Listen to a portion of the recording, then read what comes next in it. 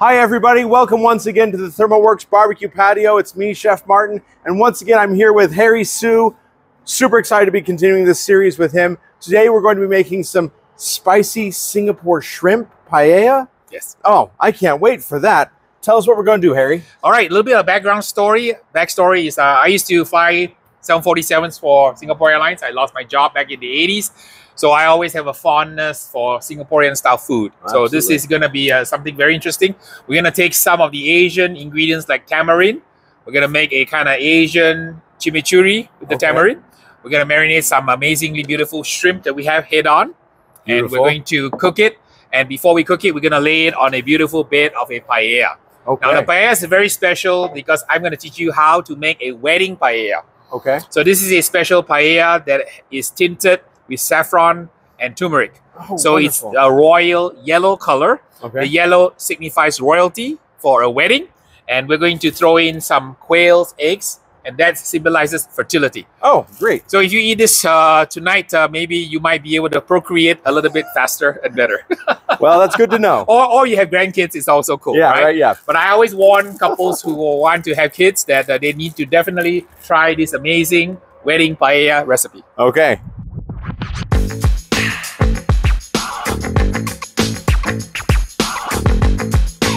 So, what do we want to do first for this? Let's go ahead and start the shrimp. And we have some head-on shrimp here. What we're going to do is we're going to prepare the shrimp. So usually the shrimp has little kind of long tendrils. So we have head-on shrimp, and usually it's polite to trim off the tips of the shrimp. Okay. So it's not poking your guests. We're going to peel the shell from here to here, leaving the tail on and the head on, just like that. And the bigger the shrimp, the better, but these are good. And you want to be able to get it off so that you have the shrimp without the shell in the middle, but the tail on and head on. Starting right behind the head, peel it off. And for folks out there who don't want it with the head and the tail, that's fine. Go ahead and get your shrimp from Walmart. It'll just taste just as good. Okay. There we go.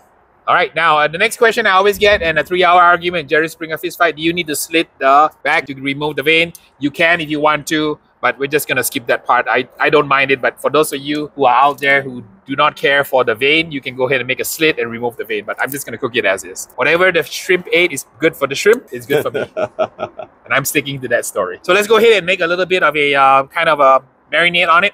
We have here some tamarind. Okay. And tamarind kind of looks like this. This is how the package looks like. What we did was we put in some water and then get the pulp. So if you want to kind of put your hand in there and then sift and get some of the liquid in there. All right. Squeeze some of the... Okay, so I go like this and then I squeeze it on there? Yeah, squeeze it on there. That's the acid. Look at how beautiful that is. Wonderfulness here. Okay, go ahead and toss that. And see if you can get some acid in there. Gives it lots and lots of flavor. Just squeeze it. There you go. So we love playing with our food. Yeah, That makes it fun. Play-doh action going on here. So we're going to add the tangy component, which is the acid. All right, wonderful. Get one seed out of there. All right, that's okay. Okay, let's give it a toss. I'm going to add a little bit of a shallots in there. Okay.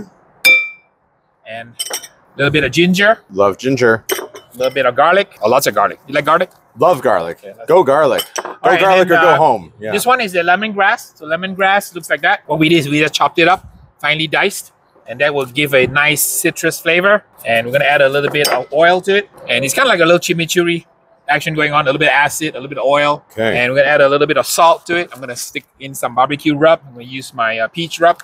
Okay. Well, these are beautiful. This is going to be great. A little bit of peach rub. Okay. Just give it a nice gentle stir. Just flop them over once or twice. That is Perfect. gorgeous. All right, so this we're gonna amazing smells. We're gonna let this sit for 20 minutes, and then let's go ahead and make the paella. Okay. We have some rice, and this is a paella pan. You can use a regular pan if you like. And we're gonna try to fill it up. Nice even layer. Why not? Let's use all of it. Yeah, let's go for all of it. No one's gonna be sad about a little bit more rice. Go ahead and add some stock. Okay. Add a little bit of the lemongrass to it. Same ingredients that we used earlier. This gives it amazing, amazing flavors. And the shallots that I left over. So here's a sambal we made earlier. I'm going to add a little bit of sambal to it for flavor. It's going to bring home that wonderful, wonderful Asian flair. Gotcha. And in the previous episode, you can see how we did the sambal. All right. And I'm going to add a little bit of rub. And we're going to add a little bit of chicken bouillon. Okay. And I'm going to have a couple of cinnamon sticks for flavor. Okay. Oh, and this is looking amazing. Sprinkle it on. And this is just regular chicken bouillon.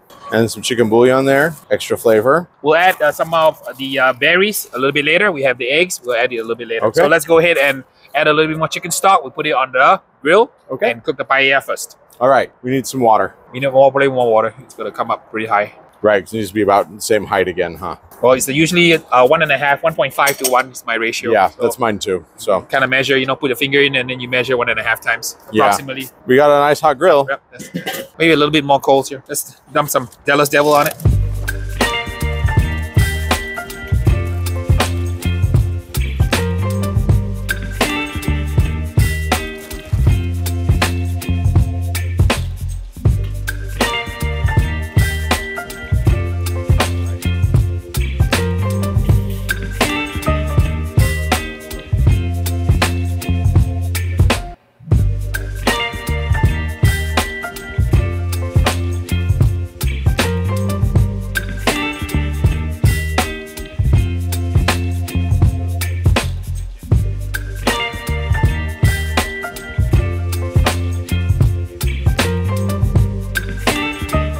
Now we're going to just take this and put it on the grill, right? Absolutely, and we're going to cook it until the rice dries out, and we're going to fluff the rice. Make sure it's nice and fluffy and moist. Okay. That's lid on the grill, right? Lid on, yeah. Okay, great.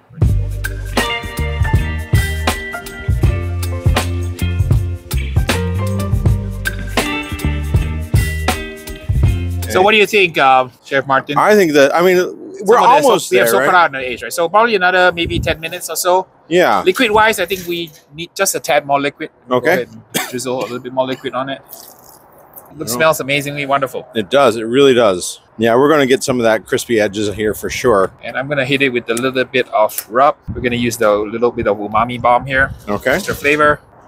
Okay. Beautiful. I'll stir that in a little bit. Let's add the other ingredients now since it looks pretty good here. Okay. Are we adding the berries now, Yeah, Harry? let's add the berries. Okay. These are barberries. Barberries. Beautiful. Beautiful color. And look at how beautiful the royal color is. Do these add tartness to it? Just a slight tartness and sweetness, and it offsets the acid. And it's all about cooking and balancing flavors. All right. And they will soften. Let's use all of it here. Why not? I want to take this home here. Go for it. And let's add the eggs with royalty. Do I want to mix the berries in or leave them on top? No, just leave it on top. Okay, we're gonna cook it as is now.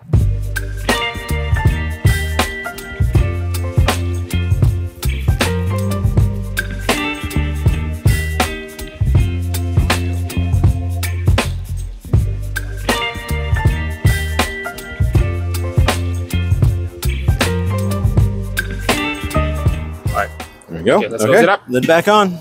And once it dries out, we're ready to serve. We grill the shrimp.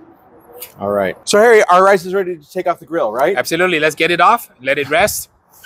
Cook to moist, tender perfection. Mm-hmm. Okay. That is so beautiful. And I'll cover it while we grill the shrimp. So the shrimp we marinated in sambal, in shallot, in ginger, garlic, some coconut milk, some brown sugar. All the things that we love about doing this. And it's got a little bit of a tamarind pulp in it. That's right, the tamarind. That's right. Okay, let's go ahead and add it to the grill. And you probably want to have gloves on because these are metal skewers. So, Harry, these are shrimp over direct heat. I expect we're not going to be grilling these for very long, right? About less than 5 minutes, depending on how hot the heat is. And okay. We have made a little bit of a basting liquid. This is coconut milk with some butter. And it's going to allow the shrimp to stay nice and moist. So the trick to cooking seafood is you always have to make sure that you baste it, especially when you're cooking it over direct fire. And you want the shrimp to be, use a thermopan about, I like 135 on my shrimp so that it kind of doesn't overcook. I don't like rubbery shrimp. You keep basting it. The coconut milk gives a nice creaminess. So here's a tip.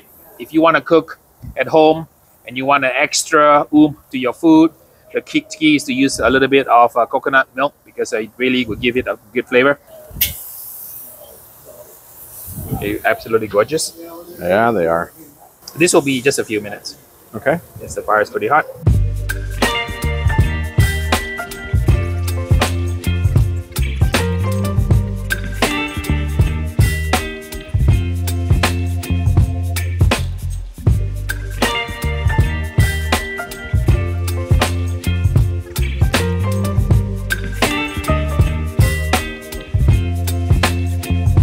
We're going to start checking the temp here. That's at 110. That one is at 125. That one's at 108. So we're almost there. So the secret to cooking seafood is not to overcook it. So the thermopan Yeah. is definitely a tool that you want to use when you're cooking seafood. Yeah, well, the Thermopan one in particular, because you can get 1 second readings, you can find out what the temperature is now without having to wait while the food is still cooking. Oh, those are beautiful. These ones are there. We're at 130. That one's good. Copy there. And this really demonstrates too why you should be taking the temperature of all your food, right? Like if we assumed that these were done, just because those were done, we're gonna have some pretty runny shrimp. There we go. All right, I'm taking those off. Okay. I think so. Excellent. So we've grilled the shrimp to 135 degrees. We've got our paella ready. Now we just combine it and eat it, right? Let's go ahead and plate it. All right.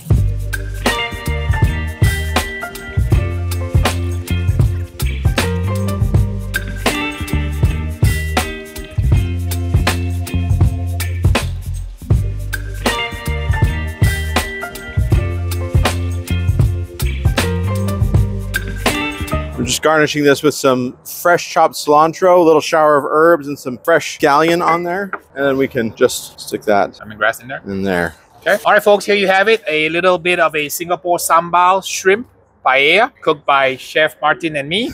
Now it's the best part of the whole session. We get to taste it. So go ahead and grab some rice. I'm going to go through, some rice here And first. we have some barberry here.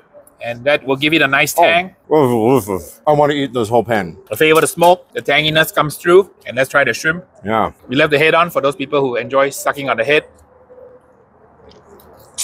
Full of flavor. And perfectly cooked shrimp. So we cooked the shrimp perfectly to 135. We pulled it. So the residual heat kind of caused it to rise to about 138, which is about the perfect temperature for moist, tender shrimp. You never overcook shrimp. If you use your thermopan, cook it to 135 and pull it. So you got to try the eggs now. So the fertility. Yeah. So you're going to have lots of children or grandchildren, depending on kind of your motivation here. Is 4 enough?